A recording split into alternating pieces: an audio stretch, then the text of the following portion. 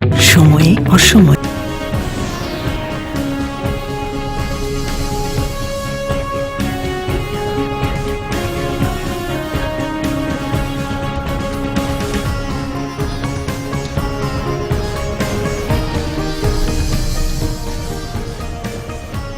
আসসালামু আলাইকুম। আমন্ত্রণ বাংলাদেশ সংবাদে আপনাদের সাথে আছি জেবা রহমান। বিচারপতি অপসারণের ক্ষমতা সংসদের হাতে ফিরিয়ে নিতে সংবিধানের ষোড়শ সংশোধন বাতিল করে দেয়া হাইকোর্টের রায় বহাল রেখেছে আপিল বিভাগ। হাইকোর্টের রায়ের বিরুদ্ধে রাষ্ট্রপক্ষের আপিলের শুনানি শেষে প্রধান বিচারপতি এস.কে. সিনহা নেতৃত্বাধীন 7 বিচারকের বেঞ্চ সর্বসম্মতিতে এই রায় দেন। এতে বাতিল হল সংবিধানের ষোড়শ সংশোধনী। সংসদের হাতে রইল না সুপ্রিম কোর্টের বিচারপতিদের অপসারণের ক্ষমতা। এর আগে 1 জুন শুনানির পর সর্বোচ্চ আদালত মামলাটি রায়ের জন্য অপেক্ষমান রাখেন। 7 মার্চ আপিল বিভাগ শুনানিতে সিনিয়র 12 আইনজীবীকে অ্যামিকাস কিউরি হিসেবে নিয়োগ দেয়। তাদের 10 জন আদালতে মতামত দেন, 9 জনই মত দেন ষোড়শ সংশোধনীর বিপক্ষে। 2014 সালের 17 সেপ্টেম্বর সংবিধানের ষোড়শ সংশোধনী পাশ হয়। 22 সেপ্টেম্বর তা গেজেট আকারে প্রকাশ করা হয়। একই বছর 5 নভেম্বর সুপ্রিম কোর্টের 9 আইনজীবী হাইকোর্টে রিট করেন।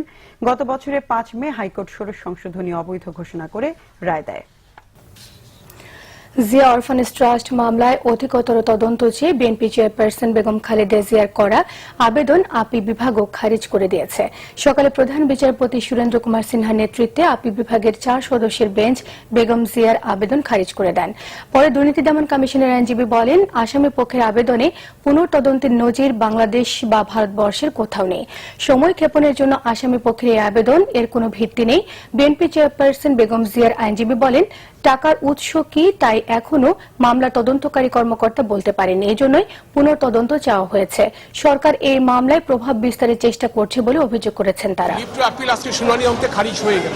দ্যাট মিন্স এখানে পুনঃতদন্তের আর কোনো সুযোগ নাই। অবজেক্টিভস হলো মামলাটা ডিলে করা, মামলাটা কোর্ট বিচার করতে না দেয়া, বিচারে বাধাগ্রস্ত করা। That is the only purpose. সরকার খুব তাড়াহুড়া করে এটাকে মামলাটাকে জাজমেন্ট দেওয়ার চেষ্টা করছে।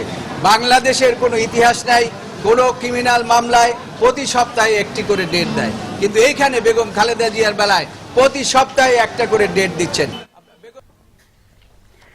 রাজধানীর উত্তরায় অগ্নিকাণ্ডে মারা গেছেন 2 জন, দগ্ধ হয়ে চিকিৎসাধীন 2 জন। উত্তরার 4 নম্বর সেক্টরে 6তলা একটি ভবন সহ পাশের 2টি ভবনে ভোর 5টার দিকে আগুন লাগে। ফায়ার সার্ভিসের 15টি ইউনিট প্রায় 4 ঘন্টা চেষ্টায় সোমবার সকাল 9টায় আগুন নেভাতে সক্ষম হয়। আগুনের সূত্রপাত সম্পর্কে নিশ্চিত হতে পারেনি ফায়ার সার্ভিস। তবে 6তলা ভবনটির রেস্তোরাঁর রান্নাঘরে সিলিন্ডার বিস্ফোরণে আগুন লাগতে পারে বলে ধারণা সংশ্লিষ্টদের। ফায়ার সার্ভিসের পরিচালক মেজর শাকিল নেওয়াজ জানান, অগ্নিকাণ্ডে 21 রেস্তোরাঁ, সিসেল পার্টি সেন্টার বেশি ক্ষতিগ্রস্ত হয়েছে। কর্মচারীদের দুর্নীতি বন্ধে সচিবদের আরো কঠোর হতে নির্দেশ দিয়েছেন প্রধানমন্ত্রী শেখ হাসিনা। সকালে সচিবালয়ে সচিবদের সঙ্গে বৈঠকে প্রধানমন্ত্রী নির্দেশ দিয়েছেন, জঙ্গিবাদ দমনে মাঠ পর্যায়ে কার্যকর পদক্ষেপ নেওয়ার তাগিদ দিয়েছেন প্রধানমন্ত্রী। তিনি জানান, নির্বাচনে জিতলে ক্ষমতায় থাকবে আওয়ামী লীগ, না জিতলে থাকবে না। প্রায় 3 বছর পর প্রধানমন্ত্রী শেখ হাসিনা সভাপতিত্বে অনুষ্ঠিত হল সচিব সভা, যেখানে বিভিন্ন মন্ত্রণালয়ের সিনিয়র সচিব ও সংশ্লিষ্টরা যোগ দেন। বাজেট বাস্তবায়ন, জনগণের জন্য উন্নয়ন কর্মসূচি, জঙ্গিবাদ, মাদক নিয়ন্ত্রণ এবং সুশাসন নিশ্চিতে কর্মকর্তাদের তাগিদ দেন প্রধানমন্ত্রী। নির্বিঘ্নে ঈদ পালনের সহযোগিতার জন্য সংশ্লিষ্টদের ধন্যবাদও জানান তিনি। কোন রকম অনভিপ্রেত ঘটনা বা কোনো সন্ত্রাসী ঘটনা কিছুই ঘটেনি। সেদিক থেকে সকলে আমি বলবো, আমাদের প্রশাসন থেকে শুরু করে সর্বস্তরে যারা কর্মকর্তা কর্মচারী এবং আমাদের আইন শৃঙ্খলা রক্ষাকারী সংস্থা সকলে খুব সতর্ক ছিলেন, যেন খুবই ভালোভাবে ঈদ উদযাপন হলো। সেজন্য সবাইকে ঈদের শুভেচ্ছা জানাচ্ছি। সচিবালয়ে প্রায় 2 ঘন্টা সচিবদের সাথে নানা বিষয়ে কথা বলেন প্রধানমন্ত্রী শেখ হাসিনা। পরে বৈঠকের বিস্তারিত জানান মন্ত্রিপরিষদ সচিব। জঙ্গিবাদ, মাদক বিরোধী অভিযানে কাজ করতে হবে সবাইকে, সেই বিষয়ে কথা বলেছেন। আর এছাড়া বলেছেন যে এই যে আমাদের যে বর্তমান 17-18 অর্থ বছর, এই অর্থ বছরের প্রথম 3 মাসে সব পেপার ওয়ার্ক প্রকল্পগুলো ঠিক করতে হবে। সকল কাজের পেপার ওয়ার্ক ঠিক করতে হবে, যেন এই বর্ষা মৌসুমের শেষেই যে উন্নয়ন প্রকল্পের কাজ শুরু করা যায়। এই জন্য যত রকম পেপার ওয়ার্ক আছে এই 3 মাসের মধ্যে শেষ করে ফেলতে হবে। সরকারের সুফল জনগণ যেন পায়, সেজন্য কর্মকর্তাদের আরো আন্তরিক হওয়ার পরামর্শ দেন প্রধানমন্ত্রী শেখ হাসিনা। সৈয়দ আব্দুল মুহিত, বাংলা ভিশন, ঢাকা। মৌলভীবাজার জেলায় তৃতীয় দফা বন্যার সার্বিক পরিস্থিতি অপরিবর্তিত। অনির্দিষ্টকালের জন্য বন্ধ হয়ে গেছে 184টি শিক্ষা প্রতিষ্ঠান। গত দুদিনে উজানের বৃষ্টিপাত না হওয়ায় কুলাউড়া, জুড়ি ও বড়লেখা উপজেলার বন্যা পরিস্থিতি অপরিবর্তিত রয়েছে। হাজার হাজার দুর্গত মানুষের মধ্যে চলছে হাহাকার। এখনো জেলা সদরের সাথে বড়লেখা ও জুড়ি উপজেলার সড়ক যোগাযোগ বিচ্ছিন্ন রয়েছে। বন্যার পানিতে তলিয়ে যাওয়া 184টি শিক্ষা প্রতিষ্ঠান অনির্দিষ্টকালের জন্য বন্ধ করে দেওয়া হয়েছে। খোলা হয়েছে 29টি বন্যা আশ্রয় কেন্দ্র। কুশিয়ারা নদীর পানি বিপদসীমার উপর দিয়ে প্রবাহিত হচ্ছে, যে কারণে হাকালুকি হাওরের পানি ভাটির দিকে যেতে না পেরে উজানে বন্যার সৃষ্টি হচ্ছে বলে জানিয়েছে পানি উন্নয়ন বোর্ড। কুলাউড়া, জুড়ি ও বড়লেখা উপজেলার বন্যা কবলিত এলাকা পরিদর্শন ও ত্রাণ বিতরণ করেছে কেন্দ্রীয় ও জেলা আওয়ামী লীগের একটি টিম। এদিকে বন্যা পরিস্থিতি অপরিবর্তিত রয়েছে সিলেট, হবিগঞ্জ এবং লালমনিরহাটেও। লালমনিরহাটে ব্যারাক পয়েন্টে তিস্তা নদীর পানি বিপদসীমার 8 সেন্টিমিটার উপর দিয়ে বয়ে যাচ্ছে। রাঙামাটিতে ভারী বর্ষণ ও পাহাড় ধসের আশঙ্কায় লোকজনকে নিরাপদ স্থানে সরিয়ে নেওয়া হয়েছে।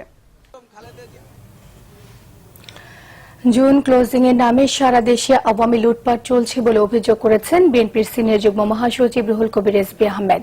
বিএনপির কেন্দ্রীয় কার্যালয়ের সংবাদ সম্মেলনে 2017-18 অর্থ বছরের বাজেটকে প্রতিক্রিয়াশীল বাজেট বলে মন্তব্য করেছেন রুহুল কবির রিজভী আহমেদ। জুন ক্লোজিং এর নামে সারা দেশে আওয়ামী লুটপাট চলছে। দুর্নীতি আর লুটপাটের মাধ্যমে আর্থিক খাতগুলো ধ্বংস করে দিয়েছে। দেশ থেকে লুটের মাধ্যমে অবৈধভাবে অর্জিত লাখ লাখ কোটি টাকা বিদেশে পাচার করে ঋণের বোঝা চাপিয়ে দিয়েছে সাধারণ জনগণের উপর। আজকে যে শিশুটি জন্মগ্রহণ করছে তাকেও ঋণের বোঝা বইতে হচ্ছে। পকেট কাটার বাজেট, এটার সাথে জনগণের কল্যাণের কোনো সম্পর্ক নেই, উন্নয়নের কোনো সম্পর্ক নেই এবং সব মিলিয়ে যেহেতু এটা গণবিরোধী, অগ্রগতির বিরোধী, সুতরাং এটি প্রতিক্রিয়াশীল বাজেট। ধন্যবাদ। সব রাজনৈতিক দল একমত হলে আইন সংশোধন করে জাতীয় নির্বাচনে সেনা মোতায়েন হবে বলে জানিয়েছেন কমিশন সচিব মোহাম্মদ আব্দুল্লাহ। দুপুরে নির্বাচন কমিশনে নিজ কার্যালয় সচিব জানান, গণপ্রতিনিধিত্ব আদেশ আরপিওতে আইন শৃঙ্খলা বাহিনীর সংজ্ঞায় সশস্ত্র বাহিনী অন্তর্ভুক্ত নেই। তাই নির্বাচনে সেনা মোতায়েন করতে চাইলে আইনে পরিবর্তন আনতে হবে। তবে আইন শৃঙ্খলা রক্ষায় অন্যান্য বাহিনী যথেষ্ট সক্ষম বলে মনে করেন কমিশন সচিব। এদিকে 16 জুলাই নির্বাচনী রোডম্যাপ চূড়ান্ত করে পুস্তক প্রকাশ করবে কমিশন। রোডম্যাপের কপি নিবন্ধিত রাজনৈতিক দলের কাছে মতামত দেওয়ার জন্য পাঠানো হবে। আগস্টে রাজনৈতিক দলের সঙ্গে সংলাপে রোডম্যাপে উল্লেখিত আইনের সংশোধন, সীমানা পুনর্নির্ধারণ সহ বিভিন্ন বিষয়ে মতামত নেওয়া হবে।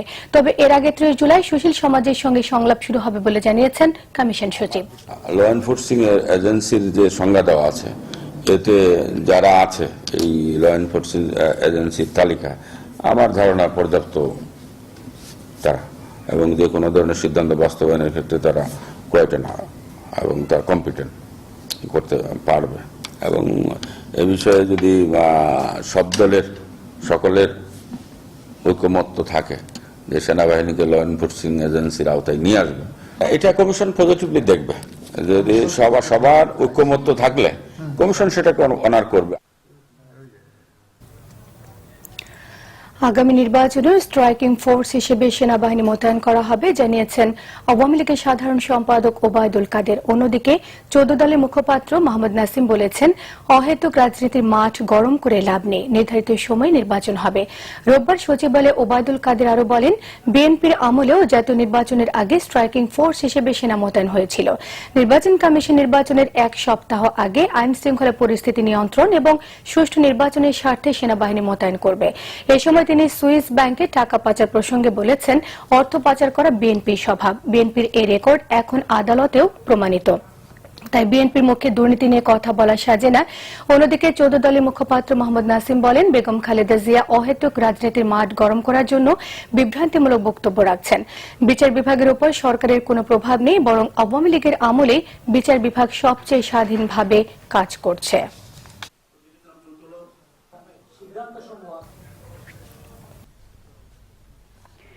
মার্কিন প্রেসিডেন্ট ডোনাল্ড ট্রাম্পের অভিশংসনের দাবিতে এবার খোদ যুক্তরাষ্ট্র জুড়ে শুরু হয়েছে বিক্ষোভ। রবিবার দেশটির বিভিন্ন শহরে বিক্ষোভে যোগ দেয় হাজারো মানুষ। শিকাগোতে অংশ নেওয়া বিক্ষোভকারীরা ট্রাম্প রাজত্ব থেকে মুক্তির দাবিতে স্লোগান দেন। প্রেসিডেন্ট ট্রাম্পের আচরণ ভয়াবহ বলে উল্লেখ করেন তারা। ম্যানহাটনের বিক্ষোভকারীরা দ্রুত ট্রাম্পের অভিশংসনের শুনানি শুরু করেন কংগ্রেসের প্রতি আহ্বান জানান। বিক্ষোভকারীদের অভিযোগ, নানা মন্তব্য আর পদক্ষেপের মাধ্যমে প্রেসিডেন্ট ট্রাম্প যুক্তরাষ্ট্রের সংবিধান লঙ্ঘন করার পাশাপাশি বিচার ব্যবস্থায় বাধা সৃষ্টি করছেন। নিউ ইয়র্কের ট্রাম্প হোটেলের সামনে প্রতিবাদ সমাবেশ করে হাজারো মানুষ। এছাড়া ট্রাম্প বিরোধী বিক্ষোভ হয়েছে New Orleans, Seattle, Philadelphia, Los Angeles সহ বিভিন্ন শহরে। এদিকে সংবাদ মাধ্যমের বিরুদ্ধে সহিংসতাকে প্রেসিডেন্ট ট্রাম্প উস্কে দিচ্ছেন বলে অভিযোগ করেছে CNN।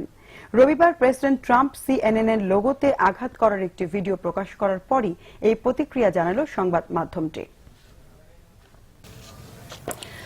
সৌদি আরব সহ মিত্র দেশগুলোর শর্ত মানবে না কাতার। ইটালির রাজধানী রোমে এক সংবাদ সম্মেলনে কাতারের পররাষ্ট্রমন্ত্রী শেখ মোহাম্মদ বিন আব্দুল রহমান আল থানি সাফ জানিয়েছেন, এ ধরনের কোনো দাবি পূরণ করবে না দোহা। তিনি অভিযোগ করেন, এ ধরনের শর্তের মধ্য দিয়ে উপসাগরীয় দেশগুলো কাতারের সার্বভৌমত্ব লঙ্ঘন এবং স্বাধীন মত প্রকাশ বন্ধের চেষ্টা করছে। দাবি মেনে নিতে সৌদি জোটের দেয়া 10 দিনের সময়সীমা শেষ হচ্ছে আজ। শর্ত না মানলে কাতারের উপর সামরিক হামলার সম্ভাবনায় তারা শঙ্কিত নন বলে জানিয়েছেন দেশটির পররাষ্ট্রমন্ত্রী। উপযুক্ত প্রস্তাব পেলে উপসাগরীয় দেশগুলোর সঙ্গে কাতার আলোচনায় বসতে রাজি বলেও জানিয়েছেন। এর আগে কূটনৈতিক সম্পর্ক বিচ্ছিন্নের ঘটনায় চলমান সংকট নিরসনের জন্য গেল 22 জুন কাতারকে 13টি শর্ত পূরণে 10 দিনের সময় বেঁধে দেয় সৌদি আরব, সংযুক্ত আরব আমিরাত, বাহরাইন এবং মিশর। শর্তগুলোর মধ্যে উল্লেখযোগ্য হচ্ছে সংবাদ মাধ্যম আল জাজিরা বন্ধ, ইরানের সঙ্গে সম্পর্ক শিথিল এবং তুরস্কের সামরিক ঘাঁটি বন্ধ। এবারে ক্লেমান খেলার সংবাদ।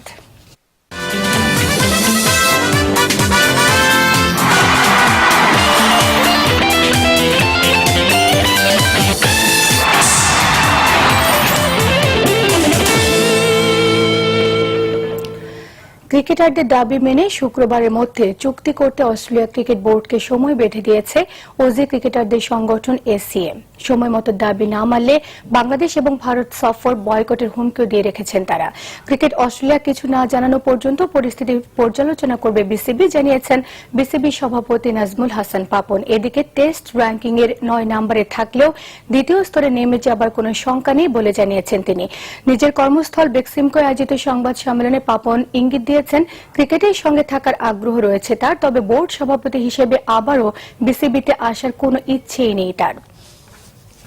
আমাদের কাছে তো এখন পর্যন্ত কিছু জানাইনি। আমরা জানি ওরা আসবে, আমাদের এখানে খেলবে, এটাই আমরা নিশ্চিত। এখন এর মধ্যে যদি কোনো এমার্জেন্সি কোনো ঘটনা ঘটে, কোনো অ্যাক্সিডেন্ট হয়, কোনো অস্বাভাবিক ঘটনা ঘটে, সেটা তো আগের থেকে বলা মুশকিল। ক্রিকেট বোর্ডে যদি থাকতেই হয়, ডাইরেক্টর হয়ে থাকা ভালো। এই প্রেসিডেন্ট এখন আমার জন্য টাফ হয়ে যাচ্ছে। সংবাদ শেষ করব, শিরোনামগুলো আরো একবার জানিয়ে দিয়ে। 2018 সালে নির্বাচনে জিতলে ক্ষমতায় থাকবে আওয়ামী লীগ, নইলে না বলেছেন প্রধানমন্ত্রী। দুর্নীতি বন্ধে সচিবদের আরো কঠোর হবার নির্দেশ।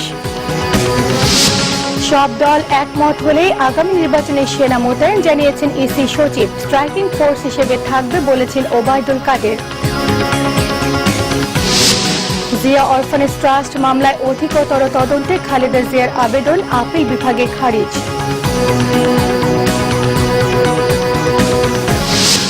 সিলেট, মৌলভীবাজার এবং লালমনিরহাটে বন্যা পরিস্থিতির আরো অবনতি, পানিবন্দী কয়েক লাখ মানুষ। সুনামগঞ্জে। দর্শক, এই ছিল এখনকার মতো। পরের সংবাদ বেলা 2টায়। এর আগে একটাই রয়েছে নিউজ টপ 10। দেখার আমন্ত্রণ রইল। এছাড়া দেশ বিদেশের সর্বশেষ সংবাদ সবার আগে জানতে আপনার গ্রামীণফোন বাঙালি এয়ারটেল থেকে ডায়াল করুন 1616 এই নম্বরে। সাথে থাকায় ধন্যবাদ।